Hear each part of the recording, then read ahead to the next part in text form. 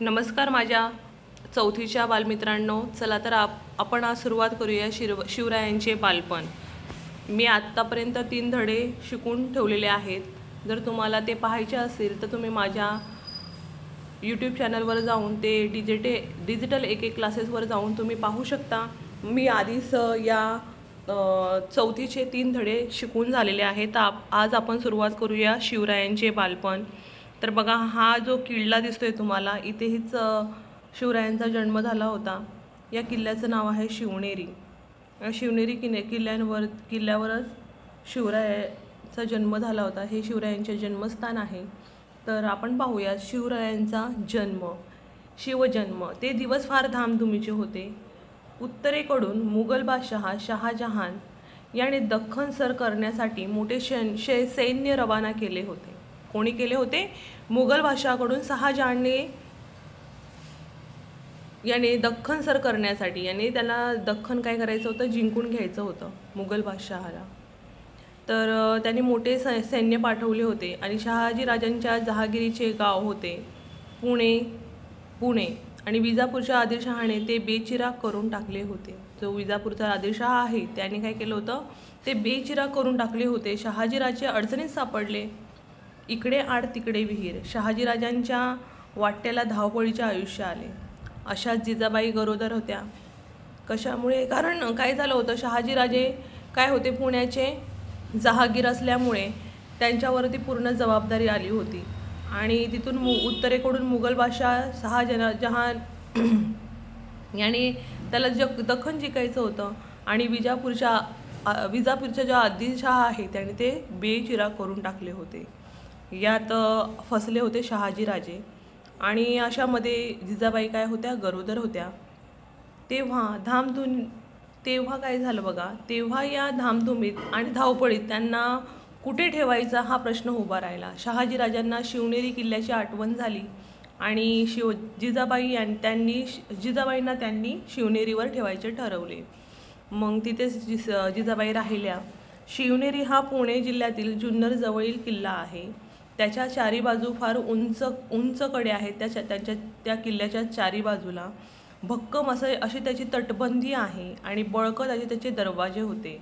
किल्ला मोठा मजबूत होता आणि विजयराज हे त्याचे किल्लेदार होते. बघा, त्या किल्लेदाराचं नाव आहे विजयराज. ते भोसल्यांच्या नात्यातलेच होते.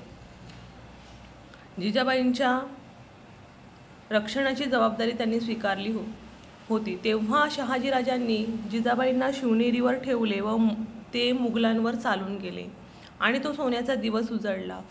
फाल्गुन वद्य तृतीया शके 1551 म्हणजेच इंग्रजी वर्षाप्रमाणे 19 फेब्रुवारी 1630 शिवनेरीच्या नगारखान्यात सनई चोगडा वाजत होता. बघा कशा प्रकारे शिवाजीराजांचा जन्म झाला, कधी झाला, 19 फेब्रुवारी 1630 फाल्गुन वद्य तृतीया 1551. त्या दिवशी आपण शिवजन्म साजरा करतो. अशा मंगल क्षणी जिजाबाईंच्या पोटी पुत्र जन्माला आला आणि किल्ल्यावर आनंद झाला. बाळाचे बारसे झाले. शिवनेरी किल्ल्यावर जन्म झाला म्हणून बाळाचे नाव ठेवले होते शिवाजी. बघा, आपल्याला हाही प्रश्न कधीही विचारू शकतात की शिवाजीराजांचे नाव शिवाजी का ठेवण्यात आले? कारण त्यांचा जन्म शिवनेरी किल्ल्यावर झाला होता. शिवरायांची आता पाहूया आपण बालपण. शिवरायांची वयाची पहिली 6 वर्ष फार धावपळीची होती. पण या धावपळीतही जिजाबाईंनी शिवरायांना उत्तम शिक्षण दिले. सायंकाळी त्या सांजवात लावत म्हणजे दिवाबत्ती करत, शिवबांना जवळ घेत, मायेने कुरवाळत, जसे की आपल्याला आपले मम्मी पप्पा कसे करतात त्याचप्रमाणे त्यांना रामाच्या आणि कृष्णाच्या, भीमाच्या आणि अभिमन्यूच्या गोष्टी सांगत. तसेच कधी नामदेवाचे, कधी ज्ञानेश्वरांचे तर कधी एकनाथांचे अभंग म्हणून दाखवत. शिवरायांना शूर पुरुषांच्या गोष्टी आवडत.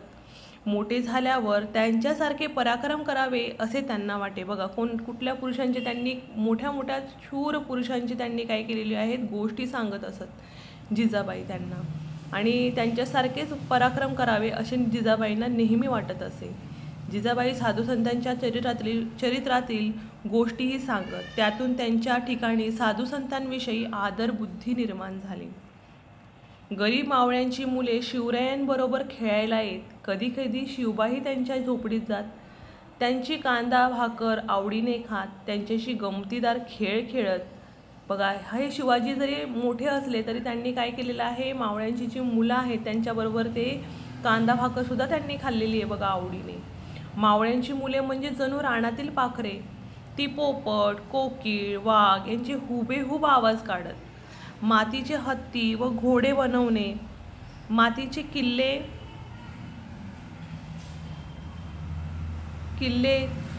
रचणे हे त्यांचे छंद. लपंडाव, चेंडू, भोवरा हे त्यांचे नेहमीचे खेळ. बघा, ते कुठले खेळ खेळत असेल, लपंडाव, चेंडू आणि भोवरा. शिवरायही त्या मुलांसोबत हे खेळ खेळत. आता मावळ्यांच्या मुलांना शिवराय फार फार आवडायचे. शहाजीराजे मुघल बादशाहीकडे. आता बघा, शहाजीराजे जे आहेत ते कुठे गेले, मुघल बादशाहीकडे गेले. शहाजीराजे निजामशाहीत परतले खरे, पण त्यांना तिथे स्वास्थ्य मिळाले नाही. निजामशाहीत आले होते शहाजी महाराजे, पण त्यांना वाटत होतं की काही कारणांमुळे त्यांना तिथे राहू वाटत नव्हतं. कारण खुद निजामशहात हलक्या कानाचा व घरसोड वृत्तीचा होता. त्यामुळे दरबारात कारस्थाने व हेवे दावे त्यांना ऊत आला होता. त्यातून निजामशहाच्या चिथावणीने लखुजीराव जाधवांची भर दरबारात हत्या करण्यात आली होती. आता ही लखुजीराजे जाधव आपल्याला माहितीच आहे, ते आहे जिजाबाईंचे वडील. या घटनेची चीड येऊन शहाजीराजांनी निजामशाहीचा त्याग केला आणि ते मुघलांच्या सेवेत रुजू झाले. मुघल बादशाह शहाजहानने त्यांना आपली सरदारकी बहाल केली. दरम्यान वजीर फत्तेखानने मुघलांशी आतून हातमिळवणी करून निजामशाहीची हत्या केली. बघा, फत्तेखानाने काय केलं, मुघलांशी आतून हातमिळवणी केली. त्यांचा जो वजीर होता निजामशहाचा, त्या फत्तेखान, त्याचं नाव होतं फत्तेखान, याने काय केलं होतं, मुघलांबरोबर मैत्री केली आणि निजामशहाची हत्या केली. निजामशाहीत अंधाधुंदी माजली. फत्तेखान फितुरीने निजामशाही मुघलांच्या घशात घालणार हे स्पष्ट झाले. म्हणजे हे म्हणजे त्या वजिरामुळे, फत्तेखानमुळे काय झालं होतं, निजामशाही ही संपुष्टात येईल हे कळालं होतं आणि मुघलांच्या घशात ही निजामशाही जाणार हे स्पष्ट झालं होतं. एवढेच नव्हे तर त्यांची बक्षिशी म्हणून शहाजीराजांच्या ताब्यात असणारा मुलूक मुघलांनी त्याला परस्पर देऊन टाकला. तेव्हा शहाजीराजांनी संतापून मुघलांची बाजू सोडली आणि आपल्या सामर्थ्याच्या जोरावर मुघलांना धडाव शिकवण्याचा निश्चय केला. बघा, कशा प्रकारे शहाजीराजांचा सुद्धा त्यांनी फितुरीने वागले ते. कारण शहाजीराजांच्या ताब्यात जे मुलूक होते, जे गावे होते, पुणे, सुफे, हे त्यांनी काय करून टाकले, परस्पर न सांगता मुघलांना देऊन टाकलं होतं. त्यामुळे शहाजीराजांना खूप राग आला आणि त्यांनी असं ठरवलं, आपण स्वतः राज्य निर्माण करायचं, असं त्यांनी स्वतः निश्चय केला. नव्या निजामशाहीची स्थापना. वजीर फत्तेखानास व मुघल बादशहास देण्यासाठी शहाजीराजांनी निजामांच्या वंशातील एक मूल शोधून काढले. बघा, ज्या निजामशाहीत निजामशहा होते त्यांच्याच वंशातील एक मूल त्यांनी शोधून काढले आणि जुन्नर जवळच्या पेमगिरी किल्ल्यावर त्याला निजामशहा म्हणून जाहीर केले. कारण मुघल बादशहाने काय केलं होतं, निजामशहाला मारून टाकलं होतं. त्यामुळे त्यांच्या वंशातील एका मुलाला किल्ल्यावर निजामशहा म्हणून जाहीर केले. अशा प्रकारे त्यांनी एक नवे राज्य स्थापन केले. या राज्यात गोदावरी ते नीरा या दरम्यानचा प्रदेश मोडत होता. आपल्या या राज्याचे संरक्षण करण्यासाठी शहाजीराजे मोठ्या शर्तीने लढले. या कामी आदिलशहाने प्रथम त्यांना साथ दिली. आदिलशहा जो होता त्याने काय केलं, त्यांना मदत केली होती. पण पुढे खुद्द मुघल बादशाह शहाजहान दक्षिणेत शहाजीराजांवर चालून आला आणि त्याने आदिलशहास तंबी दिली. तेव्हा आदिलशहाने शहाजीराजांच्या विरोधात त्यांच्याशी मैत्रीचा तह केला. बघा, कशा प्रकारे हे जे आहेत मुघल बादशाह आदिलशहा यांनी सुद्धा शहाजीराजांच्या माघारी आपली मैत्री निर्माण केली. सुरुवातीला ते विरोधात होते, त्यानंतर त्यांची मैत्री निर्माण झाली.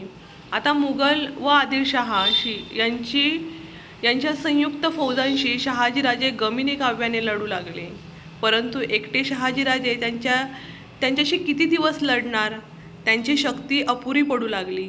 तेव्हा नाईलाज होऊन 1636 साली त्यांनी मुघलांशी तह केला आणि शहाजीराजांचा काळ अनुकूल नव्हता म्हणून त्यांचा स्वतंत्र राज्य स्थापण्याचा प्रयत्न तडीस गेला नाही। परंतु त्यांच्या या धाडसामुळे मराठी लोकात आत्मविश्वास निर्माण झाला।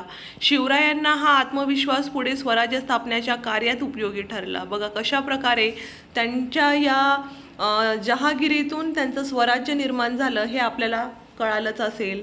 या सगळ्या कारणांमुळे त्यांनी स्वतः स्वराज्य स्थापन करण्याचा निर्धार केला होता आणि अशा प्रकारे शिवाजीराजांनी त्याला पुढे स्थापन करण्यासाठी मदत केली म्हणजे त्यांनी स्वतः निर्माण केलं। जिजाबाई व शिवराय कर्नाटकात। बघा शहाजीराजांनी निजामशाही बुडाल्यानंतर बघा निजामशाही आता बुडून गेली शहाजीराजांची, तिचा प्रदेश मुघल व आदिलशहा यांनी वाटून घेतला कारण आता ते एक झाले होते।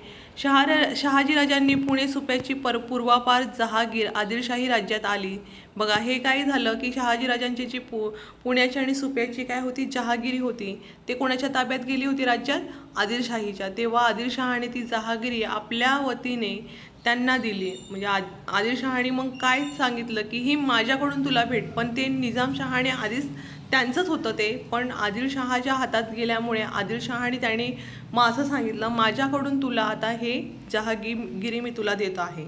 आता शहाजीराजांनी आदिलशाहीची सेवा स्वीकारली।